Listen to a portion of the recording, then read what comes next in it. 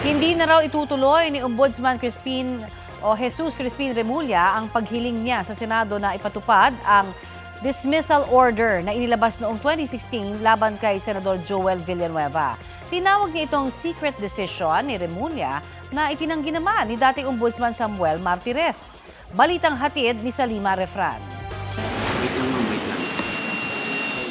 Balak sana ni Ombudsman Jesus Crispin Remulla na hingin sa Senado na ipatupad ang 2016 decision ni dating Ombudsman Conchita Carpio Morales laban kay Senador Joel Villanueva na dismissal from public service. Dahil ito sa administrative case ni Villanueva, bunsod ng pagkakaugnay niya sa pork barrel scam noong Sibak Party List representative pa siya. Ang alegasyon, napunta umano ang 10 milyong pisong Priority Development Assistance Fund o PDAF ni Villanueva sa peking NGO ni Janet Lim Napoles. Hindi pinatupad noon ng Senado ang dismissal order dahil tanging Senado lang daw at mga kapwa-senador ang makakapagpaalis sa nakaupong senador sa pwesto sa pamamagitan ng investigasyon at ng ethics complaint. Si Villanueva naglabas agad ng kanyang mga resibo. Kabilang dyan ang July 2019 desisyon ni nooy Ombudsman Samuel Martires na dinismiss ang kaso laban sa kanya dahil sa kawalan ng probable cause. Sinama rin ni Villanueva ang clearance mula sa Ombudsman na nagsasabing wala siyang nakabimbing kasong kriminal o administratibo. Pati certification mula sa Sandigan Bayan na hindi siya akusado o defendant sa anumang kaso roon.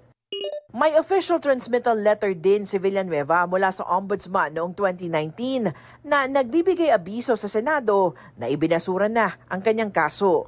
Ang pahayag ni Remulla, tinawag ni Villanueva na harassment. Pero giit ni Remulla, it's not harassment. It's something that everybody thinks to be still valid that can turn out to be not valid anymore due to a secret decision. Dapat kasi, hindi naman na-publish yan, hindi yan nilabas. Nobody know about it. Kahit na sa Senate mismo, hindi nila alam yan. Iginagulat daw niyang may ganito na palang desisyon si Martires.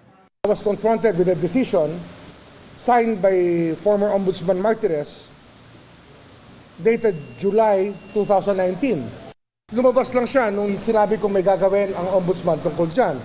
It's a surprise secret decision that came out. Well, nobody was raising that issue before. Joel Villanueva kept quiet through all the years. Ombudsman Martires never spoke about it. Di ba? Parang secret decision siya. Alam niyo ba yon? Did you know about it? Nobody knows about it. Sa panayam ng Super Radio DZBB, itinanggi ni Martires na isinikreto ang desisyon. Abay, hindi ko alam kung anong sikreto sa amin kasi kung titingnan, mayroon kaming tinatawag na CCMS, yung Case Management System.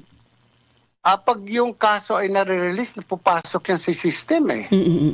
So nandun sa system, na na-dismiss ko yun, wala akong sekretong ginagawa sa aking trabaho. Lahat nakabuyang-yang.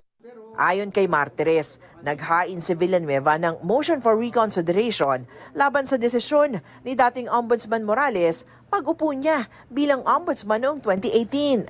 Ang argumento raw ni Villanueva, forged o pineke umano ang kanyang mga pirma sa mga dokumento at nagpadala pa ng NBI findings kaugnay nito.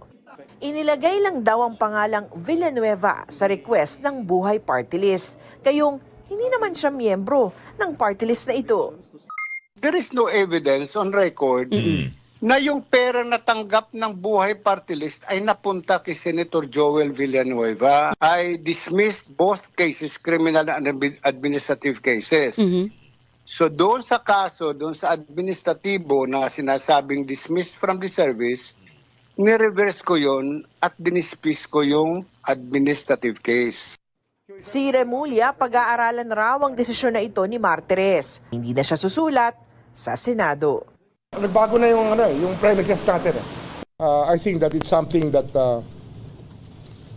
raising more questions than answers. Salima Refran, nagbabalita para sa GMA Integrated News.